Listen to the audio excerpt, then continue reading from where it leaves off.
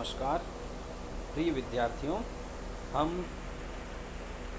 पिछली कक्षाओं में ऋतिकाल के ऋतिमुक्त काव्यधारा के कवि पढ़ रहे थे। पिछली कक्षा में हमने घनानंद के जीवन परिचय व उनके साहित्यिक सौंदर्य के बारे में जाना पढ़ा। ऋतिमुक्त काव्यधारा के प्रतिनिधि कवि घनानंद रहे हैं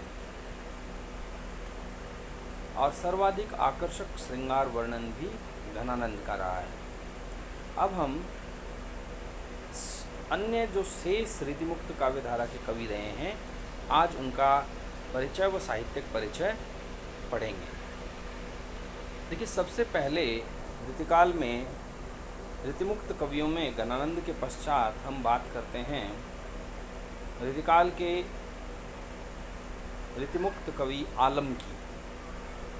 आलम औरंगज़ेब के बेटे हुए हैं मुअज्जम, उनके आश्रित कवि थे। मुअज्जम के दरबार में आलम ने दरबारी काव्य की रचना की। आलम जाति से ब्राह्मण थे। वह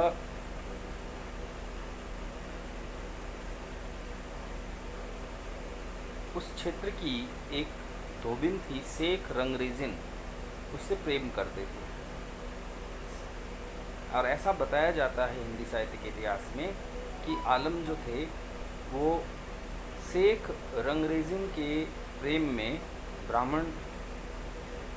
ब्राह्मणत्व को छोड़कर मुस्लिम बन गए। आलम और शेख का जो संबंध है उसके बारे में भी एक कथा प्रचलित है इतिहास में कि आलम शेख से प्रेम करते थे और वो अपनी पोशाक को जब धोने के लिए भेजते थे तो एक बार वो पोशाक के भीतर एक कागज़ पर काव्य की एक पंक्ति लिखकर और बांधकर भेज देते हैं। और उसकी प्रथम पंक्ति आलम ने ये लिखी थी, कणक छरीसी कामिनी काहे को कटी छीन। शेख जो रंगरेजिन थी वह बहुत ही हाजिर जवाब थी और ऐसा बताते हैं कि उन्होंने इस काव्य पंक्ति को पूरा करके आलम के पास वापस भेजा। और दूसरी पंक्ति उन्होंने जो शेख द्वारा लिखी गई वो ये थी, कटी को कंचन काट विधि कुछ मध्य धर दीन। शेख की इस हाजिर जवाबी से आलम बहुत ही प्रभावित हुए और उनसे प्रेम कर बैठे। शुक्ल जी आलम के बारे में कहते हैं कि ये प्रेमोन्मत्त कवि थे। प्रेम की तन्मयता के चित्रण में रसखान व घनानंद को छोड़कर इनकी कोटि का कोई कवि नहीं था। आलम की बहुत ही प्रसिद्ध रचना है आलम केली। आलम के पश्चात एक और बहुत प्रसिद्ध ऋतिमुक्त कवि हम बात करेंगे बौद्धा की। बौद्धा बुद्धिसेन। बौद्धा मध्य प्रदेश में एक रियासत है पन्ना, उसके राजा खेत सिंह के दरबारी कवि थे। मूल नाम इनका बुद्धिसेन था और खेत सिंह जो है इनको प्रेम से बौद्धा नाम से पुकारा करते थे। बौद्धा का भी दरबार में एक नर्तकी थी सुभान, उनसे प्रेम था। सुभान उनकी प्रेयसी थी। ऐसा माना जाता है कि राजा खेत सिंह जो है वो बौद्धा के इस प्रकार दरबारी नर्तकी सुभान से प्रेम करने पर नाराज़ हुए और बौद्धा को उन्होंने 6 माह तक रियासत से बाहर भेज दिया, बाहर निकाल दिया। 6 माह तक बौद्धा निर्वासित रहे और उन्होंने अपने इस निर्वासन के काल में एक बहुत ही खूबसूरत रचना लिखी, विरह वारिश। विरह वारिश रचना ये भक्ति काल में एक रचना लिखी गई थी, माधवानल कामकंदला आलमकृत। ये आलम अभी हमने जो पढ़े हैं वो आलम नहीं है, ये भक्ति काल के एक अन्य कवि हैं जिन्होंने माधवानल कामकंदला नामक सूफी प्रेमाख्यान लिखा। सूफी प्रेमाख्यान नहीं कह के मैं ये कहूँगा प्रेमाख्यान लिखा, विरह वारिश, और दूसरी रचना रही इनकी इश्कनामा।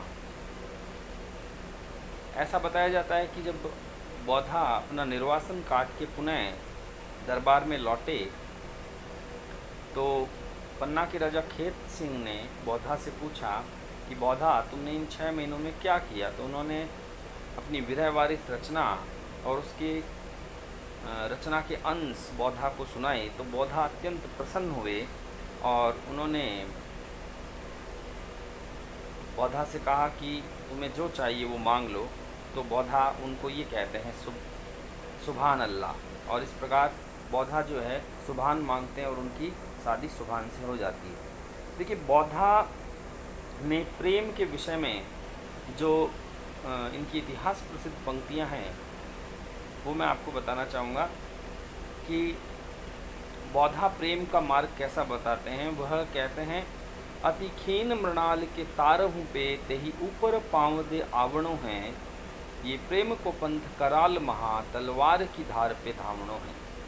देखिए, एक तरफ तो था गणानंद का प्रेम, गणानंद प्रेम का मार्ग बताते हैं और कहते हैं, अति सूद स्नेह को मार्ग है जहाँ नेकु सयान प्रबांग नहीं। प्रेम के मार्ग को अत्यंत सरल और सीधा बताते हैं गणानंद। वहीं बौद्धा जो है प्रेम के मार्ग को अत्यंत कंटीला बताते हैं, अत्यंत भयानक बताते हैं। वो कहते हैं कि ये प्रेम का जो मार्ग है वो ठीक उसी प्रकार का है जैसे कोई बहुत ही पतला जो है कमल के फूल की डाली हो और उसके ऊपर पैर देकर चलना हो, अत्यंत कोमल कमल के फूल की जो बैल है उस पर पाँव देकर चलना हो। और आगे वो कहते हैं, ये प्रेम को पंथ कराल महा तलवार की धार पे धावणों हैं। अर्थात उन्होंने प्रेम मार्ग को अत्यंत भयानक बताया और ये कहा कि ये ठीक ऐसा ही है जैसे किसी व्यक्ति को तलवार की तीखी धार पर चलना हो। हिंदी में एक अलंकार बहुत प्रसिद्ध है, निदर्शना, और इस पंक्तियों में निदर्शना अलंकार का बहुत ही खूबसूरत प्रयोग है। जहाँ दो विपरीत बातों की तुलना की जाए वहाँ निदर्शना अलंकार होता है। एक और इनका बहुत प्रसिद्ध सवैया है बौद्धा का, एक सुभान के आनन पे कुर्बान लगे जहाँ रूप जहाँ को, जान मिले तो जहान मिले, नहीं जान मिले तो जहान कहाँ को। तो ये थे बहुत ही प्रसिद्ध कवि, रीतिमुख कवि बौद्धा। अब हम तीसरे कवि की बात करते हैं, ये ठाकुर। ठाकुर कवि जाति के ब्राह्मण थे, इनके पिता गुलाब राय और ये ओरछा नगर बुंदेलखंड के निवासी थे। जैत्रपुर रियासत में राजा हुए हैं पारीक्षित, उनके ये दरबारी कवि हुआ करते थे ठाकुर। ठाकुर बताते हैं कि बहुत ही बहादुर और वीर भी थे। ये न केवल कलम के धनी थे बल्कि तलवार के भी धनी थे और परीक्षित के बहुत ही विश्वास पात्र दरबारी कवि भी थे और कुशल सैनिक भी थे। ये सच्ची उमंग के कवि थे, ऐसा शुक्ल जी इनके बारे में कहते हैं। और बुंदेलखंड की जो प्रसिद्ध कहावतें और मुहावरों का प्रयोग ठाकुर के काव्य में देखने को मिलता है। जिस प्रकार से घनानंद ने अपने काव्य में रीतिबद्ध कवियों पर व्यंग्य करते हुए कहा कि लोग है लागी कवित बनावत, मोहि तो मेरो कवित बनावत, उसी प्रकार से रीतिबद्ध कवियों पर व्यंग्य करते हुए ठाकुर कहते हैं, डेल सो बनाए आए मेलत सभा के बीच, लोगन कवित की वो खेल करी जानो है।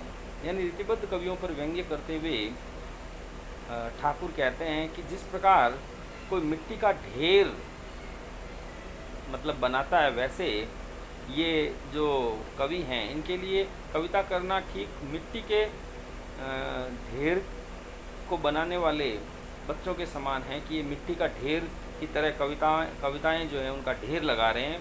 तो इस प्रकार से उन्होंने ये व्यंग्य रीतिबद्ध कवियों पर किया।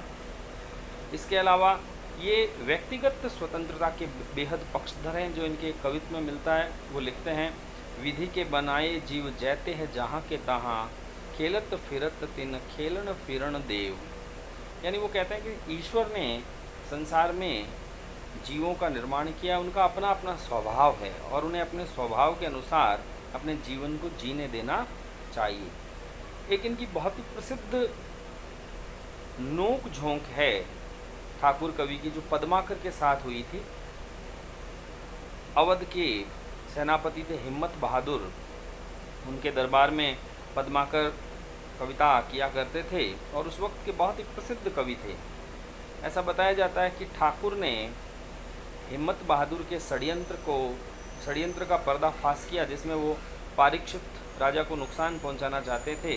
तब हिम्मत बहादुर ने चिढ़कर ठाकुर को अपने दरबार में बुलाया और हिम्मत बहादुर ने जब ठाकुर को धमकाने की कोशिश की तो हिम्मत बहादुर के दरबार में खड़े होकर ठाकुर ने उनको बहुत ही जोशीले अंदाज में जब ये बात कही तो हिम्मत बहादुर भी उनकी इस बहादुरी को देखकर मंत्रमुग्ध हो गए।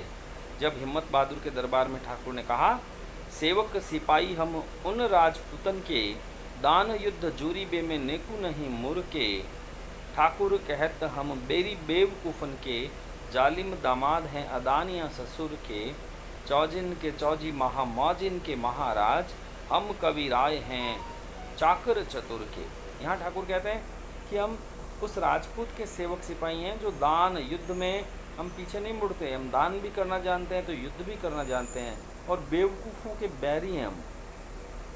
इसलिए है महाराज, हम जो है किसी सामान्य व्यक्ति के चाकर नहीं हैं। ठाकुर की दो प्रसिद्ध रचनाएं हैं, ठाकुर शतक और ठाकुर ठसक। ठाकुर ठसक जो रचना है ये लाला भगवान दीन द्वारा इनका संपादन इस रचना का किया गया है। इसके पश्चात ऋतिकाल के ऋतिमुक्त कवियों में अंतिम कवि हैं द्विजदेव। द्विजदेव जो है ये कवि का उपनाम है। ये मूलतः राजा थे, अयोध्या के महाराज थे। इनका नाम था मानसिंह, जो इनका मूल नाम है, जबकि द्विजदेव इनका जो है उपनाम है।